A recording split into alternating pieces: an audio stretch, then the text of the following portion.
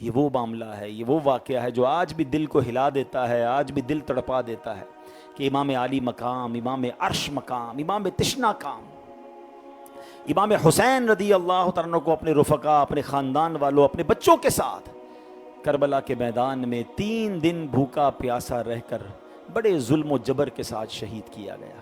تو ہم سب نے یہ خیال رکھنا ہے کہ عاشورے کا دن بڑا ہی امپورٹنٹ دن ہے۔ اور ہاں، ایک اور دن آنا ہے، یہ 25 تو باتیں ہو گئی نا، ایک واقعہ ایسا ہے جو عاشورے کے دن ہونا باقی ہے۔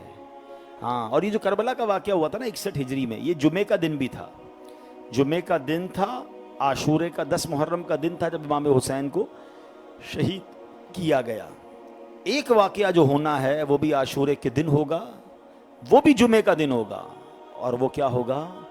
وہ قیامت آنی ہے۔ ہاں، کب آنی ہے، کون سے سال آنی ہے، ہمیں نہیں پتا، مگر جب بھی آنی ہے وہ دن عاشورے کا ہوگا۔ اس کا مطلب آپ سمجھ لو کہ کتنا سگنیفیکنٹ، کتنا اہم، کتنا امپورٹنٹ ڈے ہے۔ تو آج کی رات، کل کا دن، ویسے ہی ساری زندگی گناہ سے بچنا ہے، مگر یہ دن تو سمجھ لیں عبادت میں گزاریں۔ کل کا دن چھٹی بھی ہے، روزہ بھی رکھیں، دوپہر میں بھی نفل پڑھیں، شام میں بھی دعائیں کریں، التجائیں کریں، تلاوت کریں، ذکر و اذکار کریں، گناہوں سے معافی مانگیں۔ یہ بہت اہم دن ہے۔ اللہ اس دن کی برکتیں ہم سب کو نصیب فرمائے، اور ہم سب کی بے حساب مغفرت فرمائے، ہماری مشکلوں کو آسان فرمائے۔ امام حسین اور امام حسن اور یہ اہل بیت اطہار، ان کی شان بڑی نرالی ہے پیارے اسلامی بھائیوں۔ ایسے ایسے واقعات ہیں ان کے فضائل میں کہ ایک بار حضرت عبداللہ ابن عباس جو صحابی رسول بھی ہیں رضی اللہ تعالیٰ عنہ، عالم قرآن بھی ہیں، سلطان المفسرین بھی ہیں، آپ فرماتے ہیں کہ ایک مرتبہ عصر کی نماز کا وقت تھا، نبی پاک علیہ الصلوۃ والسلام مسجد تشریف لائے، تکبیر کہی گئی، اور اب نبی پاک علیہ الصلوۃ والسلام نے نماز عصر کی امامت شروع کر دی۔ پیارے آقا علیہ الصلوۃ والسلام تیسری رکعت میں ہیں، جب چوتھی رکعت میں پہنچے تو سرکار دو عالم علیہ الصلوۃ والسلام کے پیارے پیارے شہزادے امام حسن اور امام حسین تشریف لائے۔ دونوں شہزادے اس وقت بڑی ننھی عمر میں تھے، اور پیارے آقا نماز پڑھا رہے ہیں، اور یہ دونوں شہزادے دوڑتے ہوئے آئے، پیارے آقا کی پیٹھ مبارک پر سوار ہو گئے۔ نبی پاک حسب معمول نماز پڑھاتے رہے، چوتھی رکعت بھی ادا کی۔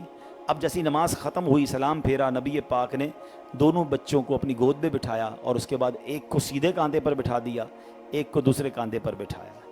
اب حدیث پاک آگے بھی ہے، لیکن میں پہلے تھوڑا سا آپ کو منظر بتاتا ہوں۔ ہم بھی مسجد میں بیٹھے ہیں، مگر یہ جس مسجد میں سب کچھ ہو رہا ہے وہ کون سی مسجد ہے؟ کائنات کی افضل ترین مسجدوں میں سے ایک، کون سی مسجد نبوی۔ سبحان اللہ، یہ کیسی محفل ہے کہ نماز کون سی ہے؟ عصر کی نماز، سب سے اہم، سب سے جس کو کہا گیا وہ بھی عصر جو سب سے اعلیٰ خطر کی ہے، دا موسٹ امپورٹنٹ نماز دن میں عصر کی نماز کہی جاتی ہے، ٹھیک ہے۔ اچھا، پھر سامنے نبی پاک کے سامنے کون بیٹھے ہیں؟ امت کے افضل ترین لوگ، صحابہ کرام علیہم رضوان۔ کلام فرمانے والے کون ہیں؟ تمام مخلوق میں سب سے افضل و اعلیٰ امام الانبیاء علیہ الصلوۃ والسلام۔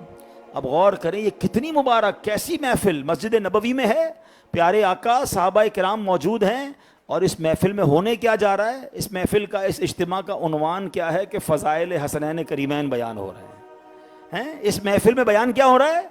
حسنین کریمین کے فضائل بیان کر رہے ہیں، نبی پاک بیان فرما رہے ہیں۔ سنیے، پیارے آقا علیہ الصلوۃ والسلام فرماتے ہیں کہ اے لوگوں، اچھا کیفیت کیا ہے کہ ایک کاندھے پر امام حسن موجود ہیں، دوسرے پہ امام حسین موجود ہیں، اور آقا اپنے صحابہ سے مسجد نبوی شریف میں کیا فرما رہے ہیں؟ اے لوگو، الا اخبرکم بخیر الناس جدا و جدہ، فرماتے ہیں کیا میں تمہیں ان کے بارے میں نہ بتاؤں جن کے نانا اور نانی تمام لوگوں کے نانا نانی سے بہتر ہیں؟ پھر فرمایا الا اخبرکم بخیر الناس عما و عمتا، کیا میں تمہیں ان کے بارے میں نہ بتاؤں جن کے چچا اور چچی تمام لوگوں کے چچا اور چچی سے بہتر ہیں؟ پھر فرمایا الا اخبرکم بخیر الناس خالا و خالتا، کیا میں تمہیں ان کے بارے میں نہ بتاؤں جن کے ماموں اور خالائیں تمام لوگوں کے ماموں اور خالاؤں سے افضل اور بہتر ہیں؟ الا اخبرکم بخیر الناس ابا و امن، کیا میں تمہیں ان کے بارے میں نہ بتاؤں جن کے والد اور والدہ نہایت ہی افضل ترین ہیں؟ نبی پاک خود ہی سوال فرماتے جا رہے ہیں، پھر خود ہی جواب فرماتے ہیں ہم الحسن والحسین، اے لوگوں سن لو، وہ خوش نصیب جن کا میں ذکر کر رہا ہوں کوئی اور نہیں، میرے دو شہزادے حسن اور حسین ہیں۔ ہائے ہائے، اب نبی پاک نے مزید اس بیان کو جاری رکھا، پھر فرمایا جدہما رسول اللہ، ان کے نانا اللہ کے رسول صلی اللہ تعالیٰ علیہ وسلم ہے. جدتہما خدیجہ، ان کی نانی جان خدیجۃ الکبریٰ رضی اللہ تعالیٰ عنہا ہیں. امہما فاطمہ بنت رسول اللہ، سبحان اللہ. ان کی امی جان کون ہیں؟ خاتون جنت بی بی فاطمہ الزہرا رضی اللہ تعالیٰ عنہا ہیں. ابوہما علی ابن ابی طالب، ان کے ابو جان کون ہیں؟ ان کے ابو جان علی ابن طالب رضی اللہ تعالیٰ عنہ ہیں. وامہما جعفر بن ابی طالب، ان کے چچا جان حضرت جعفر بن ابی طالب رضی اللہ تعالیٰ عنہ ہیں. امتہما ام ہانی بنت ابی طالب، ان کی پھوپھی جان ام ہانی رضی اللہ تعالیٰ عنہا ہیں.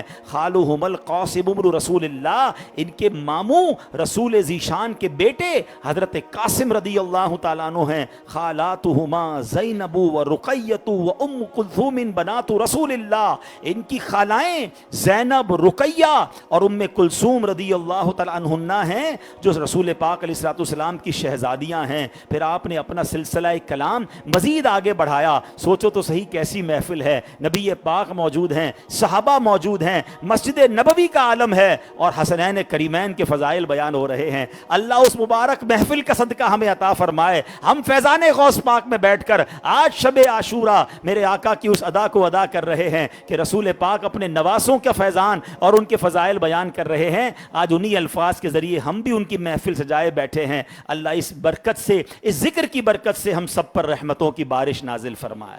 نبی پاک نے اب اپنا سلسلہ کلام اور آگے بڑھایا. فرمایا لوگوں سن لو، جدہما فی الجنہ، ان کے نانا اور نانی بھی جنتی ہیں. ابوہما فی الجنہ، ان کے ابو بھی جنتی ہیں. امہما فی الجنہ، ان کے چچا بھی جنتی ہیں. امتہما فی الجنہ، ان کی پھوپھو بھی جنتی ہیں. خالاتہما فی الجنہ، ان کے ماموں اور ان کی خالائیں بھی جنتی ہیں. ہما فی الجنہ، یہ دونوں خود بھی جنتی ہیں. ومن احبہما فی الجنہ. یہ ساری باتیں تو کمال کی تھیں، مگر یہ حدیث کا آخری جملہ جو ہے نا، پیارے آقا نے ہم غلاموں کو بھی نہیں بھولے. آقا فرماتے ہیں جو خوش نصیب ان سے محبت کرے وہ بھی جنتی ہے. ہاں ایسے ہی نہیں کہہ رہے تھے میں تو پنجتن کا. ہاں یہ جو محبت ہے نا، یہ انشاءاللہ یہ بخشش کا ذریعہ بنے گی. ان سے محبت کرنے والوں کو نبی پاک نے فرمایا وہ بھی جنتی ہیں. تو خاندان رسول سے، اہل بیت سے، ہم نے پچھلے جمعے کو جو بیان سنا تھا اس میں ہم نے روایت سنی تھی کہ ہمارے ایمان کا تقاضا یہ ہے کہ اپنی اولاد سے زیادہ پیار کریں نبی پاک کی اولاد سے، اپنے گھر سے زیادہ پیار کریں پیارے آقا کے گھرانے سے، اور اپنی جان سے زیادہ پیار کریں سرکار دو عالم علیہ الصلوۃ والسلام سے. یہ ہمارے ایمان کا تقاضا ہے. تو سبحان اللہ یہ ان ہستیوں کا ذکر ہو رہا ہے. شاعر کیا خوب کہتے ہیں، واہ کیا مرتبہ اعلیٰ ہے حسنین کا، واہ کیا مرتبہ اعلیٰ ہے حسنین کا. امام الانبیاء نانا ہے حسنین کا، والد شیر خدا ماں طیبہ طاہرہ، خوب پاکیزہ گھرانہ ہے حسنین کا.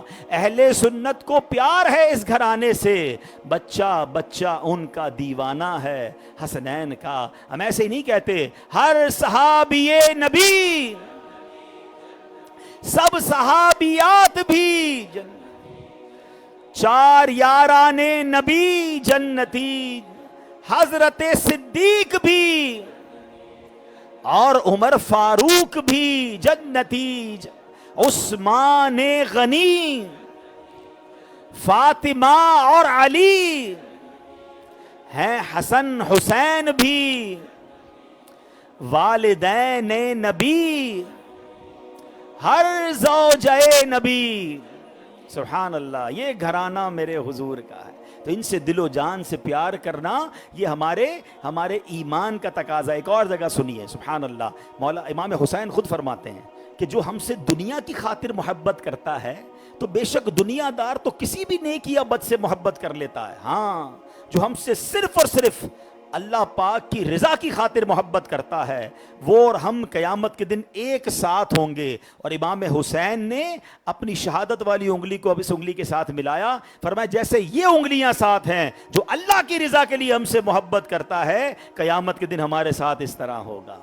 تو انشاءاللہ ہمیں امام حسین سے دل و جان سے پیار ہے. ہاں پنجتن پاک سے دل و جان سے پیار ہے. جن کو نبی پاک اتنا پیار کریں ہماری ان پر جانیں قربان. تو سبحان اللہ ان کے صدقے اللہ ہماری بخشش فرمائے. کیا خوبصورت اشعار ہیں. کیوں نہ ہو رتبہ بڑا اصحاب و اہل بیت کا، ہے خدائے مصطفیٰ اصحاب و اہل بیت کا، آل و اصحاب نبی سب بادشاہ ہیں بادشاہ، میں فقط ادنا گدا اصحاب و اہل بیت کا، جینا مرنا ان کی الفت میں ہو یا رب، اور ہو قرب جنت میں عطا اصحاب و اہل بیت کا۔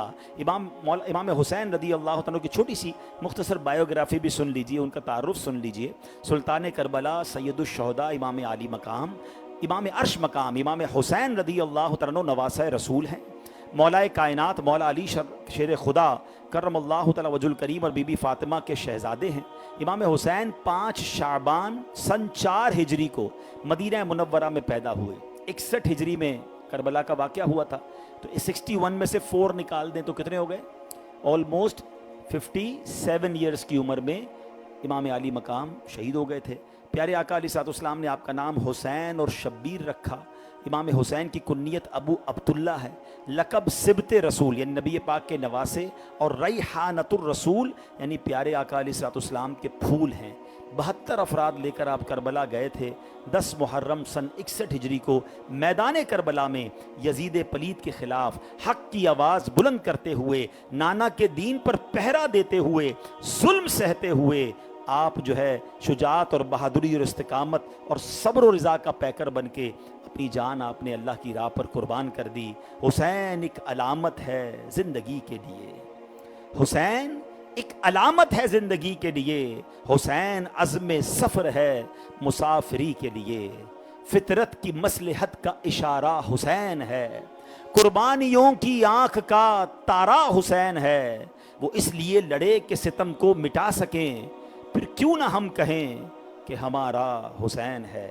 امام حسین رضی اللہ عنہ کے واقعات ایسے ہیں کہ ہم جب سنتے ہیں، دیکھیں نا، ہم میں سے کئی ایسے ہوں گے کسی کی والد کا، کسی کی والدہ کا، کسی کے گھر میں کسی کا انتقال ہو گیا ہوگا، 2-5 سال تو بہت زیادہ یاد آتی ہے، آہستہ آہستہ باتیں نارملائز ہو جاتی ہیں، مگر یہ کیسا رشتہ ہے، یہ کیسا کنیکشن ہے کہ 1400 سال ہو گئے ہیں، جب بھی 10 محرم آتی ہے دل میں ایسا رنج طاری ہوتا ہے، ایسا کرب طاری ہوتا ہے، ایسا لگتا ہے کل کا واقعہ ہے اور کوئی بہت اپنا ہے جس کے ساتھ یہ زیادتی ہوئی ہے۔ یہ کتنی پیاری کنیکٹیوٹی ہے امام حسین اور ان کے قافلے والوں سے کہ آج بھی آنکھیں نم ہو جاتی ہیں کہ جب صلاۃ السلام میں اس طرح کے اشعار سنتے ہیں کہ جن کو دھوکے سے کوفے بھلایا گیا، جن کے بچوں کو پیاسا رلایا گیا، جن کو بیٹھے بٹھائے ستایا گیا، جن کی گردن پہ خنجر چلایا گیا، اس حسین ابن حیدر پہ لاکھوں سلام۔ یہ ایک ایسا واقعہ ہے جو مسلمانوں کے دلوں کو ہلا کر رکھ دیتا ہے۔ بہرحال آج چند باتیں میں کربلا کے اس میدان کے حوالے سے جس میں سے ہم سب کے لیے کچھ میسیجز ہوں وہ عرض کرنے کی کوشش کروں گا، لیکن وہی بات کہ محبت اہل بیت کی بہت مضبوط ہونی چاہیے ہمارے اندر، ہماری نسلوں کے اندر، کہ ایک بار مولا علی شیر خدا کرم اللہ تعالی وجہ الکریم نبی پاک علیہ الصلوۃ والسلام کی بارگاہ میں حاضر ہوئے۔ آپ نے فرمایا اے علی، وہ 4 لوگ جو پہلے جنت میں جائیں گے ان میں ایک میں ہوں، ایک تم ہو، اور 2 ہمارے بیٹے حسن اور حسین ہیں۔ ہماری اولاد ہمارے پیچھے ہوگی، ان کے پیچھے ہماری ازواج ہوں گی۔ حضرت علی المرتضیٰ شیر خدا نے عرض کیا یا رسول اللہ، ہم سے محبت کرنے والے کہاں ہوں گے؟ جو ہم سے محبت کرنے والے وہ کہاں ہوں گے؟ فرمایا وہ گروہ اے علی تمہارے پیچھے پیچھے جنت میں جائے گا۔ آئے ہائے، یہ کیسا قافلہ ہوگا، ذرا تصور تو جمائیے، قیامت کا دن ہوگا، میرے آقا آگے آگے، حسنین کریمین اور مولا علی، اور پھر پیچھے پنجتن پاک سے محبت رکھنے والے، اہل بیت سے محبت رکھنے والے، یہ نبی پاک کے پیچھے پیچھے جائیں گے۔ خوبصورت شعر ہے نا کہ باغ جنت میں محمد مسکراتے جائیں گے، پھول رحمت کے جھڑیں گے، ہم اٹھاتے جائیں گے، اور خلد میں ہوگا ہمارا داخلہ اس شان سے، یا رسول اللہ کا نعرہ لگاتے جائیں گے۔ اچھا، یہاں ایک کنفیوژن میں دور کر دوں۔ کربلا کا واقعہ جب بھی بیان کیا جاتا ہے تو کچھ لوگ اعتراض کرنے والوں کو کوئی نہ کوئی اعتراض ڈھونڈ ہی لینا ہوتا ہے۔ وہ اعتراض کرتے ہیں کہ جناب صحابہ کرام میں سے تو کوئی بھی نہیں گیا تھا کربلا والوں کے ساتھ، یہ صرف اہل بیت والے کیوں گئے ہیں؟ صحابہ کرام بھی تو اس دور میں تھے، تو کربلا کے اس میدان میں جو لوگ شہید ہوئے اس میں تو صحابہ کرام نہیں تھے۔ یہ اتنی بڑی جو ہے وہ مس انڈرسٹینڈنگ پھیلائی جاتی ہے۔ پہلی بات تو یہ ہے کہ امام حسین رضی اللہ عنہ جنگ کرنے تو گئے ہی نہیں تھے، یہ تو ایک بہت خوبصورت آنریبل ٹرپ تھا. امام حسین کو کوفہ سے لیٹر لکھ کر ایک چیف گیسٹ کے طور پر بلایا جا رہا تھا کہ آپ آئیے, ہم کوفہ والے آپ کی بیعت کرنا چاہتے ہیں. بھائی جنگ ہو تو یہ اعتراض بنتا ہے نا کہ اکیلے جنگ پر بھیج دیا, صحابہ کیوں نہیں گئے؟ یہ تو اچھا, پھر امام حسین خود بھی لڑنے نہیں گئے تھے, اپنے بچوں کو لے کر, فیملی کو لے کر لڑائی کرنے کون جاتا ہے؟ امام حسین تو اس لیے گئے تھے کہ کوفہ والے بلا رہے ہیں. اچھا تھوڑا تذبذب تھا, تھوڑی ہیزیٹیشن تھی, کئی صحابہ نے مشورہ بھی دیا کہ اب نہ جائیں, کوفے والوں میں وفا نہیں ہے. تو امام حسین نے کیا کیا, ایک بڑا خوبصورت بریو اور کلیور ڈیسیجن تھا کہ آپ نے اپنے کزن حضرت مسلم بن عقیل رضی اللہ عنہ کو پہلے بھیج دیا کہ آپ کوفہ جائیں, حالات دیکھیں, مجھے بتائیں, پھر میں آ جاؤں گا. تو حضرت مسلم بن عقیل جب کوفہ پہنچے تو ایوری بڈی ویلکمڈ ہم, اور بڑا وارم ویلکم کیا, بڑا کمال کا ویلکم تھا. ہزاروں لوگ آئے اور آپ کے ہاتھ پہ بیعت کر لی اور کہا کہ ہم آپ کو امام حسین کا نمائندہ سچ کے ہم آپ سمجھ کے ہم آپ کے ہاتھ پہ بیعت کرتے ہیں. 12,000 لوگوں نے بیعت کر لی ود ان ڈیز. تو انہوں نے دیکھا کہ میں ان کا نمائندہ بن کر آیا ہوں تو اتنا پیار, جب خود امام حسین آئیں گے تو کیا ہوگا. انہوں نے لیٹر لکھ دیا امام حسین کو. اس زمانے میں موبائل تو تھا نہیں, انٹرنیٹ تو تھا نہیں کہ واٹس اپ کرتے. لیٹر لکھا, وہ لیٹر بھی کئی دنوں میں پہنچتا ہے. لیٹر پہنچا تو امام حسین اب اور کنفرم ہو گئے کہ بھائی اب تو وہاں every thing is very good. تو آپ تو اس لیٹر کی بنیاد پر روانہ ہوئے, مگر ان ظالم کوفے والوں نے امام حسین کے اس عظیم نمائندے, اس سپاہی کو, اس صحابی رسول کو, حضرت مسلم بن عقیل کو بھی اور ان کے شہزادوں کو بھی شہید کر دیا. اور وہ عجیب و غریب اور جس کو کہتے ہیں نا کربناک کا واقعہ کہ جب کوفہ کی جامع مسجد میں حضرت مسلم بن عقیل نے جماعت کروائی تو اس وقت 500 کے قریب نمازی پیچھے تھے, اور جب آپ نے سلام پھیرا تو ایک بھی نمازی پیچھے نہیں تھا. نماز کے دوران ہی بے وفائی کر کے چلے گئے, بے سر و سامان چھوڑ دیا. یعنی حضرت مسلم بن عقیل کے پاس تو گھر بھی نہیں تھا, یعنی وہ رات کہاں گزارتے ان کو یہ بھی نہیں پتا تھا. لیکن سبحان اللہ ان کا پیار کیسا تھا امام حسین سے کہ وہ جب ان کو شہید کیا جا رہا تھا نا تو ان کے دل میں بس ایک ہی تمنا تھی کسی طرح میرے امام کو بتا دیا جائے کہ میرے ساتھ بے وفائی کر دی ہے, آپ کوفے نہ آئیں. تو اب مجھے بتائیں کہ اس سینیریو میں امام حسین کا تو انٹینشن لڑائی تھی نہیں, تو یہ ایک آرگیومنٹ ہی غلط ہے کہ صحابہ کرام علیہ رضوان کیوں ساتھ نہیں گئے, پہلی بات. لیکن ایک اور بڑی خوبصورت بات بتاؤں کہ اگر یہ پتا ہوتا تو ہزاروں صحابہ جاتے نا کہ بھائی لڑائی لڑنی ہے, غزوہ ہونے والا ہے. لیکن اس کے باوجود جو لوگ کربلا کے میدان میں شہید ہوئے نا ان میں سارے کے سارے اہل بیت کے گھرانے کے نہیں تھے. کئی صحابہ کرام اس قافلے میں بھی موجود تھے. اب ذرا غور سے سن لیجئے, کربلا کے جو قافلہ تھا اس میں 72 کی تعداد بھی آتی ہے, کچھ اختلاف ہے اس میں, کچھ علماء کہتے ہیں 82 تھے. بہرحال مشہور یہ ہے کہ 72 تھے. ان میں مرد, عورت اور بچے کل ملا کر 19 افراد اہل بیت کے تھے. باقی سب کے سب صحابہ کرام تھے یا تابعین تھے. اہل بیت کے 19 افراد تھے, یہ بات ضروری ہے سمجھنا. حضرت انس بن حارث صحابی رسول ہیں, میدان کربلا میں آپ شہید ہوئے. حضرت حبیب بن مظاہر صحابی رسول ہیں, میدان کربلا میں شہید ہوئے. حضرت عبداللہ بن بقطر صحابی رسول ہیں, کربلا میں شہید ہوئے. حضرت عمار حمدانی یہ بھی صحابی رسول ہیں. حضرت شبیب بن جراد یہ بھی صحابی رحمۃ اللہ تعالی صحابی رسول کے بیٹے ہیں. حضرت خفینہ بن قیس یہ صحابی رسول کے بیٹے ہیں. حضرت قیس بن مسہر یہ بھی صحابی رسول کے بیٹے ہیں. اس طرح صحابہ تابعین جو امام عالی مقام کے ساتھ کربلا میں شریک تھے آپ کے سامنے ڈھال بن کر کھڑے رہے اور شہید ہوئے. سبحان اللہ. تو یہ جو خوبصورت کمبینیشن صحابہ اور اہل بیت کا ہے اور ان سب کے درمیان جو پیار کی فضا ہے یہ کربلا کے میدان میں بھی ہمیں نظر آتی ہے. اور جبھی تو امیر اہل سنت کیا خوبصورت اشعار لکھتے ہیں کہ کربلا کے جان ساروں کو سلام فاطمہ زہرا پیاروں کو یا حسین ابن علی مشکل کشا آپ کے سب جان ساروں کو جو حسینی قافلے میں تھے شریک کہتا ہے عطار ساروں کو.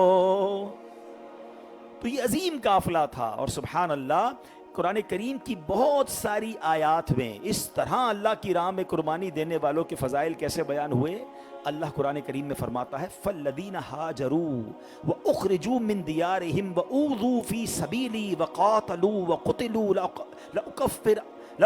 لَأُكَفِّرَنَّ عَنْهُمْ سَيِّئَاتِهِمْ وَلَأُدْخِلَنَّهُمْ جَنَّاتٍ تَجْرِي مِن تَحْتِهَا الْأَنْهَارُ ثَوَابًا مِّن عِندِ اللَّهِ. سبحان اللہ. پس جنہوں نے ہجرت کی اور اپنے گھروں سے نکالے گئے اور میری راہ میں انہیں ستایا گیا اور انہوں نے جہاد کیا اور قتل کر دیے گئے تو میں ضرور ان کے سب گناہ ان سے مٹا دوں گا.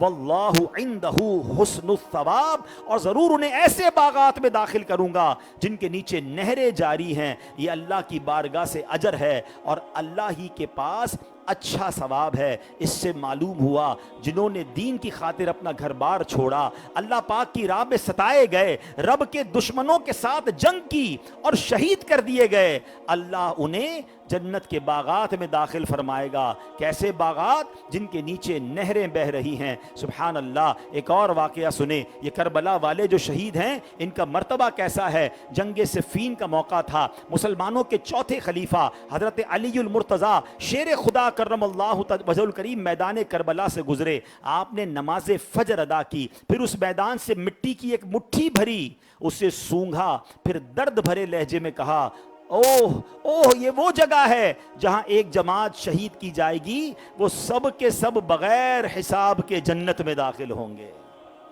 مولا علی کو یہ بھی پتا تھا کہ کہاں کربلا کا واقعہ ہوگا, کون شہید کیے جائیں گے اور مرتبہ کیا ہوگا کہ سب کے سب بلا حساب جنت میں جائیں گے. اے میرے پیارے اسلامی بھائیوں, اب ذرا اس واقعے میں کچھ ایسی شہادتیں بھی ہوئی ہیں جس سے جانثاری کے اور اہل بیت سے محبت کے ایسے واقعات سننے کو ملتے ہیں کہ ایمان تازہ ہو جاتا ہے. سب سے پہلے کربلا کے میدان میں کس کو شہادت ملی؟ یہ بڑا امپورٹنٹ ایک سوال بھی بنتا ہے.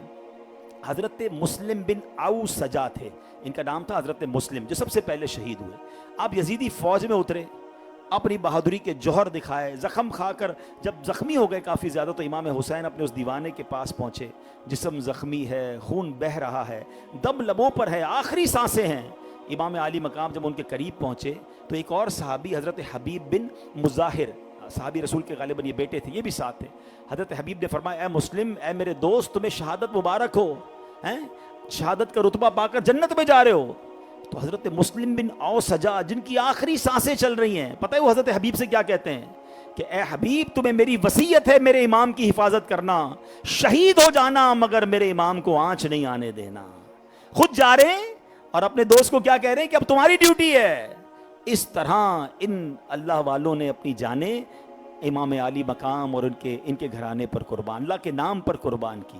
ایک اور واقعہ, حضرت وہب, یہ بنو کلب قبیلے کے ایک نوجوان تھے. ان کے والد وفات پا چکے تھے, بوڑھی بیوہ ماں تھی, ماں کے اکلوتے بیٹے تھے, اور ابھی شادی کو 17 دن ہوئے تھے. بڑا خوشیوں کے دن ہوتے ہیں نا, جو ارلی میرج کے جو ڈیز ہوتے ہیں, 17 دن شادی کو ہوئے تھے. امی جان روتے روتے آتی ہیں. بیٹا کہتا ہے امی جان آپ کیوں رو رہی ہیں؟ کہا بیٹا مجھے تیری جدائی تو برداشت نہیں ہے, میری آنکھوں کا تو نور ہے, مگر بیٹا ان کا گاؤں کربلا کے قریب تھا. نے کہا بیٹا قریب ہی کربلا کے میدان میں جگر گوشہ بطول, بی بی فاطمہ کے گلشن کے پھول, امام حسین اپنے قافلے والوں کے ساتھ آئے ہیں, یزیدیوں سے مقابلہ ہے. بیٹا یہ کیسے ہو سکتا ہے کہ ہم اپنے گھر میں رہیں اور اللہ کے نبی علیہ الصلوۃ والسلام کے نواسے شہید کر دیے جائیں؟ میں تیری جدائی برداشت تو نہیں کر سکتی, مگر بیٹا میری یہ خواہش ہے کہ جب رب نے مجھے بیٹا دیا ہے تو میرا یہ جوان بیٹا امام حسین کے قدموں پر قربان ہو جائے. وہ بیٹا کہتا ہے کہ میں ذرا اپنی بیوی سے بات کر لوں. ماں کہتی بیٹا بیوی سے بات کرے گا تو بیوی نے کہاں اجازت دینی ہے, عورت تو ناقص العقل ہوتی ہے. کہتا ماں بس آپ نے امام حسین کی محبت کی بات ایسی دل میں کر دی ہے, اب بیوی روکنا چاہے بھی تو نہیں روک سکے گی, لیکن اس بیچاری کی زندگی میرے ساتھ وابستہ ہے, میں کچھ اس سے باتیں کر لوں. بیوی کو جا کر کہتے کہ میں جا رہا ہوں, امام حسین کے قدموں پر قربان ہونے جا رہا ہوں, اب جنت میں ملاقات ہوگی, مجھے معاف کر دینا میں زیادہ وقت تمہارے ساتھ گزار نہ سکا, صرف 17 دن گزارے ہیں, وہ بیوی کہتی ہے اگر ایسی بات ہے, اہل بیت پہ قربانی کی بات ہے, تو خوشی خوشی جائیے, بس ایک وعدہ کر لیجئے, کیونکہ آج آپ نے شہادت پانی ہے, امام حسین کے قدموں پر قربان ہونا ہے, ان کے نانا جان نے تو آپ کی شفاعت کر دینی ہے کل قیامت کے دن, اور جنت میں آپ کو بہت ساری حوریں ملیں گی, مجھے اپنا ساتھ ضرور رکھیے گا. یہ وعدہ کر کے جائیے کہ جنت میں آپ مجھے اپنے ساتھ رکھیں گے. اس 17 دن کے دولے نے اپنی نئی نویلی دلہن سے یہ وعدہ کیا. اللہ اکبر, تلوار اٹھاتے ہیں, امام حسین رضی اللہ تعالیٰ کے قدموں میں حاضر ہوتے ہیں, کہتے حضور اہل بیت نہیں, پہلے ہماری جان جائے گی. یہ کیسے ممکن ہے کہ آپ ہمارے علاقے میں آئے ہیں اور دشمن آپ پر تلوار اٹھائے. امام حسین سے اجازت لے کر, اللہ اکبر, تلوار لے کر یزیدی لشکر میں گھس جاتے ہیں. کئی یہودیوں کو واصل جہنم کرنے کے بعد یہ 17 دن کا دولہ زخموں سے چور چور ہو کر جب آپ بالکل زخمی ہو کر گر جاتے ہیں, تو اللہ اکبر, ایک یزیدی نے اس دولے کا, اس نوجوان کا سر تن سے جدا کیا اور سر نیزے پر اٹھا کر اس بوڑھی ماں کی طرف اچھالا. جب بوڑھی ماں نے جب وہ اپنے بیٹے کا سر اٹھایا, اللہ اکبر, وہ کیسی ماں تھی, وہ کہتی ہے, اپنی جھولی میں وہ سر رکھ کر کہتی ہے, اے میرے بیٹا, اب تیری ماں تجھ سے راضی ہے. اب وہ سر اس نے دلہن کو دیا. اس دلہن, اس نئی نویلی دلہن نے جب وہ سر اپنی گود میں رکھا, اسی وقت جھرجھری لی اور اس کی روح قفس انصری سے پرواز کر گئی. اس کی بیوی بھی اس پر نثار ہو گئی. اللہ اکبر, سر خروئی اسے کہتے ہیں کہ راہ حق میں, سر خروئی اسے کہتے ہیں, سر خروئی اسے کہتے ہیں کہ راہ حق میں, سر کے دینے میں ذرا تو نے تأمل نہ کیا. اے میرے پیارے اسلامی بھائیوں, یہ ہے واقعات کربلا. ایسے ایسے واقعات ہیں اور ایسی ایسی قربانیاں ہیں کہ عقل حیران ہو جاتی ہے. مگر آج شب عاشور ہے, میں بیان کو اختتام کی طرف لا رہا ہوں. آج شب عاشور ہے. آج کی رات امام حسین نے اپنے بھائی سے ایک ریکویسٹ کی کہ اے بھائی, ایک دن مزید یہ مارکا ڈیلے ہو سکتا ہے, تھوڑا سا وقت اور مل سکتا ہے. ٹیکنیکس ہوتی ہیں جنگ کے اندر, ڈیلے کی ٹیکنیکس ہوتی ہیں, ڈاج دینے کی ٹیکنیک ہوتی ہیں, کوئی نہ کوئی جنگی حکمت عملی ہوتی ہے. امام حسین کے مائنڈ میں پتہ کیا چل رہا تھا؟ آپ کہتے ہیں بھائی کسی طرح جنگ تھوڑی سی اور ڈیلے ہو جائے, ایک دن اور مل جائے, کل تک ملتوی ہو جائے, کیونکہ آج رات ہم جی بھر کر اللہ پاک کی عبادت کر سکیں. مجھے اللہ پاک خوب جانتا ہے کہ مجھے اب 4 عبادتیں بتا رہے, نماز پڑھنا, قرآن کریم کی تلاوت کرنا, کثرت سے دعائیں مانگنا اور کثرت سے استغفار کرنا بہت پسند ہے. ہائے ہائے, امام حسین کی 4 فیوریٹ عبادتیں ہیں. جو اور ٹائم مل جائے تو میں اور اللہ کی عبادت کر لوں. خدا کی قسم مجھے بتائیے, جو جنتی نوجوانوں کا سردار ہے, جسے پتا ہے جنت ان کے قدموں میں ہے, ارے وہ جس کو کہیں گے وہ جنت میں جائے گا. ان کو اتنی عبادت کا شوق ہے کہ تلواروں کے سائے ہیں, دشمن سامنے کھڑا ہے, اور نماز پڑھ لوں, اور تلاوت کر لوں, اور اللہ سے دعائیں مانگ لوں. ہم پر گناہوں کے انبار ہیں, مگر ہم نہ نماز کی طرف آ رہے ہیں, نہ تلاوت کی طرف آ رہے ہیں, نہ دعا مانگتے ہیں, نہ استغفار کرتے ہیں. ہم کیوں ایسا کرتے ہیں؟ ہم اپنے ایک طرف تو کہتے ہیں میں پنجتن کا غلام ہوں, میں حسینی ہوں, جناب ہمارے سب کے گھروں میں لنگر بن رہا ہوگا, آج کل بنے گا یا لنگر آئے گا, بہت خوشی خوشی کھائیں گے. مگر بتاؤ نا, کیا یہ صرف عاشور کا دن اسی لیے ہے کہ ہم بیان سنیں, ہم بنکبت سنیں, ہم جناب لنگر کھائیں؟ سب باتیں اچھی ہیں, خدا نہ خواستہ میں ڈسکریج نہیں کر رہا, مگر حسینی طریقے پر کب آئیں گے؟ کب امام حسین؟ دیکھیں امام حسین نے تو کمپرومائز ہی نہیں کیا نا. ان کے لیے بڑا آسان تھا, ان کو آفر تھی کہ آپ یزید کی بیعت کر لیں, آپ کو ماہانہ اتنے لاکھ, آج کے زمانے کے اتنے کروڑ روپے ملیں گے, آپ کو بڑا پروٹوکول ملے گا, اپنی لائف مزے سے گزاریں. امام حسین بھی کر لیتے کمپرومائز, سر کٹا دیا, کمپرومائز نہیں کیا ہے. اور آج لوگ کہتے ہیں کیا کریں یار, ڈیفینس میں رہتے ہیں, تھوڑا سا ماحول ایسا کرنا پڑتا ہے. میں ایسی آفس میں کام کرتا ہوں جہاں نماز کی اجازت نہیں ملتی ہے, میں ایسے دوستوں میں بیٹھا ہوں جہاں دین کی بات نہیں کر سکتا. مجھے انٹرنیشنلی بھی لوگ سن رہے ہوں گے, ہم ایسے ملک میں رہتے ہیں, یا چلتا ہے بھائی, یا کرنا پڑتا ہے, یا پردہ نہیں ہو سکتا. عورتیں کہہ رہی ہوتی ہیں پردہ نہیں ہو سکتا, مرد کہہ رہے ہوتے ہیں یا حرام, کیا کرے شراب بیچنی پڑتی ہے, کیا کرے جناب ہمارے اسٹور پہ خنزیر کا گوشت بیچنا پڑتا ہے. مسلمان کہلانے والا یہ کام کر رہا ہے. کمپرومائز, ہر جگہ کمپرومائز. کیا کریں یار, علاقہ ایسا ہے, محلہ ایسا ہے, دوست ایسے ہیں, گیدرنگ ایسی ہے. اچھا پھر کیا ہوا, جب شادی آئی گھر میں, کوئی فنکشن آیا, اتنا ہلہ گلہ, اتنی بے حیائی, اتنی اللہ کی نافرمانی. ارے بھائی کیا کریں, خاندان کے لیے کرنا پڑتا ہے, ہر جگہ کمپرومائز. کربلا میں بھی تو کمپرومائز ہو سکتا تھا, انہوں نے تو سر کٹا دیا, کمپرومائز نہیں کیا. ہم کیسے حسینی ہیں یار, کیا امام حسین سے قیامت کے دن ملاقات نہیں کرنی؟ ابھی تو ہم نے سنا کہ جنت میں ایک قافلہ جائے گا جس میں مولا علی ہوں گے، نبی پاک آگے آگے، مولا علی حسنین کریمین سرکار کے گھر والے، اور پیچھے ان سے محبت کرنے والے ہوں گے. کیا اس قافلے میں جگہ ملے گی مجھے اور آپ کو صرف نعرے لگانے سے؟ کوئی پریکٹیکلی بھی تو نظر آئے کہ میرے سامنے آئے تھے پیسے، بڑی ڈیل تھی، بڑا فائدہ تھا، مگر سود شامل تھا، حرام شامل تھا، جوا شامل تھا. میں نے کہا میں حسینی ہوں، میں یزیدی نہیں، مجھے یہ مال نہیں چاہیے. دیتا نا قربانی. میرے سامنے بے حیائی کرنے، گناہ کرنے کے موقع آئے تھے، ہیں دنیا کمانے کے موقع آئے. ادھر ہی تو امتحان شروع ہوتا ہے نا کہ کمپرومائز کر رہے ہو یا کربلا کا واقعہ یاد ہے. بھول جاتے ہیں، ہم بھول جاتے ہیں، ہم دنیا میں گم ہو جاتے ہیں. نہ کریں ایسا. اور اس کی بڑی وجہ پتہ ہے کیا ہے؟ ہم نے دوست، محفلیں، گیدرنگ ایسی رکھی ہے جہاں ہمیں یہ باتیں یاد دلانے والا ہی کوئی نہیں ہے. سب کہتے ہیں یار کوئی بات نہیں، ساری مارکیٹ کرتی ہے تو اکیلا تھوڑی ملاوٹ کر رہا ہے، ساری مارکیٹ جھوٹ بول رہی ہے تو اکیلا تھوڑی جھوٹ بول رہا ہے. ارے بھائی ایسا نہیں کرے گا تو کاروبار نہیں چلے گا، ایسا نہیں کرو گے تو خاندان کی رسم و رواج خراب ہو جائے گی. اگر ایسے فنکشن اور ایسے جناب بے حیائی کے پروگرام نہیں کرو گے تو لوگ کیا کہیں گے؟ تمہارا اسٹیٹس خراب ہو جائے گا. ہم بیٹھتے ہی ایسے لوگوں کے ساتھ ہیں جو بار بار ہمیں یزیدی طریقے کی طرف لے جاتے ہیں. کیا کیا تھا یزید والوں نے؟ امام حسین کی رات کیا تھی؟ I am talking about tonight. آج سے کم و بیش 1380 سال پہلے کی بات کر رہا ہوں. یہی رات تھی، عاشورے کی رات تھی. حسینی خیموں میں تلاوت ہو رہی تھی، حسینی خیموں میں جناب آہو فغا تھی، اللہ کی بارگاہ میں دعائیں تھیں، سجدے تھے، استغفار تھا. اور آج ہی کی رات یزیدی خیموں میں رقص و سرور تھا، شراب تھی، ہیں بے حیائیاں تھی، پلاننگ تھی کہ کل ان سب کو نیست و نابود کریں گے، مجھے تخت مل جائے گا، مجھے گورنری مل جائے گی، مجھے پیسے مل جائیں گے. لالچ تھی. سچ بتاؤ یار ہماری راتیں اور ہمارے دن کیسے گزرے؟ ہمارے دنوں میں دماغ میں پلاننگ کیا چل رہی ہوتی ہے؟ اس کو نیچا کر دوں، اس کو پیچھے کر دوں، کسی طرح اس کا کاروبار تباہ ہو جائے، کسی طرح میں آگے بڑھ جاؤں، کسی طرح پیسے ادھر سے حرام سے بنا لوں، کسی طرح یہ والا عیاشی، یہ والی غلطی، یہ والا گناہ کر لوں. یعنی دماغ میں پلاننگ بھی یزیدی ہے. تو پھر کیسے پنجتن کے غلام ہیں؟ کاش امام حسین اور ان کی سیرت کے اس عظیم واقعے سے ہم کچھ سبق لینے والے. 17 دن کے دولے نے یار یہ نہیں دیکھا کہ فیملی کا کیا ہوگا. اس نے فیصلہ کر دیا ہے. حضرت حر نے بھی تو فیصلہ کیا تھا نا. یہ سیکنڈوں کا فیصلہ تھا. آپ کدھر تھے؟ یزیدی لشکر میں آئے تھے.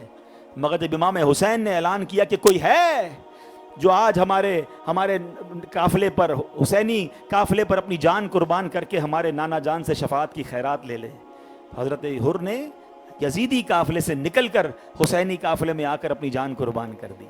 آج ہم رضی اللہ تعالیٰ عنہ کہتے ہیں حضرت حر کو. آئے کدھر سے تھے؟ یزید کی طرف سے آئے تھے. بیوٹیفل ڈیسیشن تھا، ود ان سیکنڈز فیصلہ کیا. یہ وہ فیصلہ کر گئے قیامت تک ان کا نام روشن ہو گیا. اگر وہ ہماری طرح سوچتے رہ جاتے نا، کئی ہیں ہم میں سے جو سوچ رہے ہیں یار یہ مولانا صاحب بات تو ٹھیک کر رہے ہیں، مجھے پتا ہے کئیوں کے دلوں میں کیا چل رہا ہوگا یہاں بھی، اور جو مجھے لائیو سن رہے ہیں، یار یہ بات ٹھیک کر رہے ہیں، ہم غلط کر رہے ہیں، ہمیں نہیں کرنی چاہیے، لیکن بس تھوڑے دنوں بعد چھوڑ دوں گا، رمضان میں چھوڑ دوں گا، بس تھوڑا بس کاروبار سیٹ ہو جائے پھر چھوڑ دوں گا، بس یہ بری دوستیاں ہیں مجھے پتا ہے، بس پھر چھوڑ دوں گا، میں پتا ہے شراب پیتا ہوں، میں تھوڑا بہت نشہ کرتا ہوں، اب چھوڑ دوں گا. سوچ ہی رہے کر نہیں رہے. حضرت حر نے سوچا نہیں زیادہ دیر، کر دیا. جو کر لیتے ہیں نا پھر دیکھو کیا کمال ہوتا ہے. اصل میں پتہ ہے سوچ کیوں رہے؟ میں آپ کو اس کی وجہ بھی بتا دیتا ہوں.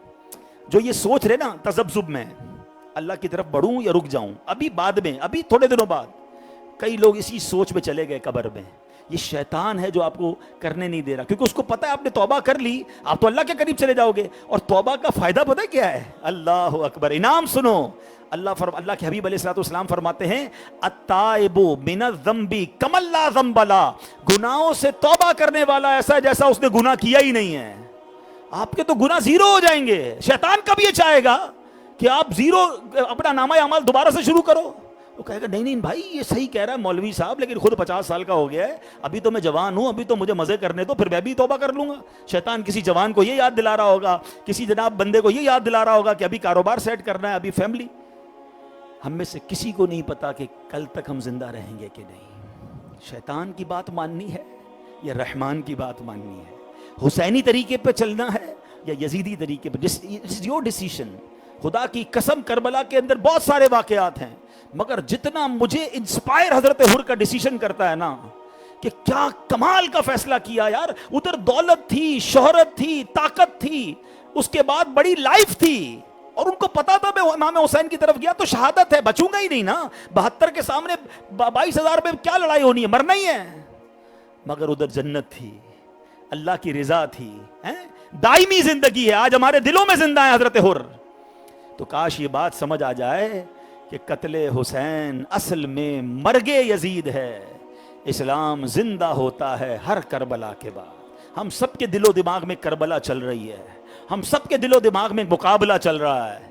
اللہ کی طرف جانا ہے یہ نہیں جانا ہے، شیطان کی طرف جانا ہے ابھی نہیں، بعد میں جانا ہے. یہ تذبذب میں زندگی گزر رہی ہے.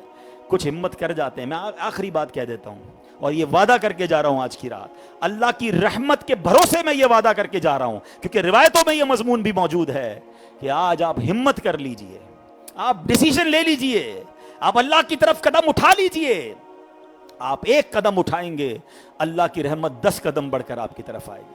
آپ چل کر جائیں گے اللہ کی رحمت دوڑ کر آپ کی طرف آئے گی. آپ حرام روزی چھوڑیے اللہ حلال کے دروازے کھولے گا. آپ حرام عادتیں چھوڑیے اللہ حلال میں سکون دے دے گا. آپ گناہوں بھری زندگی چھوڑیے اللہ نیکیوں کاروں والی زندگی آپ کو عطا فرما دے گا. بس فیصلہ کرنا ہے، اور فیصلہ کرنے کے بعد ڈٹے رہنا ہے. 2-4 دن کے لیے نہیں. توبہ تو 2-4 دن کی کئی بار کی ہم نے. کئی لوگ رمضان میں اچھے ہو جاتے ہیں، کئی بار جناب رمضان میں توبہ ہو جاتی ہے. چاند رات کی پلاننگ رمضان میں ہی ہو رہی ہوتی ہے کہ کون سی فلم دیکھنی ہے. یہ نہیں، توبہ بھی کرنی ہے، ہمت بھی رکھنی ہے، تھوڑا آزمایا جائے گا، اور دعا بھی کرنی ہے. اللہ ہم کمزور، ہم چل پڑے تیری طرف، ہم چل پڑے حسینی طریقے کی طرف، ہم نکل گئے یزید کے قافلے سے میرے مالک تیری طرف.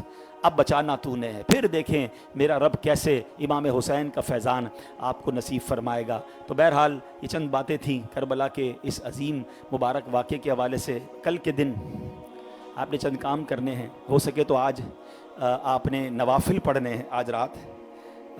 ابھی ہو سکے تو دعا کے بعد بھی پڑھ سکتے ہیں، یہی مسجد میں پڑھ لیں، ورنہ گھر جا کے پڑھیے گا. کہ آپ نے نوافل اس طرح پڑھنے ہیں، درود پاک پڑھ لیں، صلو علی الحبیب صلی اللہ تعالی علی محمد صلی اللہ علیہ وسلم. 4 رکعت نفل آپ نے پڑھنے ہیں، جس میں الحمد شریف کے بعد آپ نے 1 بار آیت الکرسی پڑھنی ہے چاروں رکعت میں، اور 3 بار سورہ اخلاص پڑھنی ہے، قل هو اللہ شریف. اور جب 4 رکعتیں پوری ہو جائیں تو پھر 100 بار سورہ اخلاص پھر پڑھنی ہے، اور پھر دعائیں کریں. انشاءاللہ یہ دعاؤں کی قبولیت کی رات ہے. پھر اسی طرح کل کے دن میں روزہ ضرور رکھیں. جنہوں نے آج روزہ رکھا وہ آج اور کل کا روزہ ہو گیا، جنہوں نے آج نہیں رکھا تو وہ کل اور پرسوں کا روزہ رکھیں. عاشورہ کا روزہ 1 سال کے روزوں کا کفارہ بھی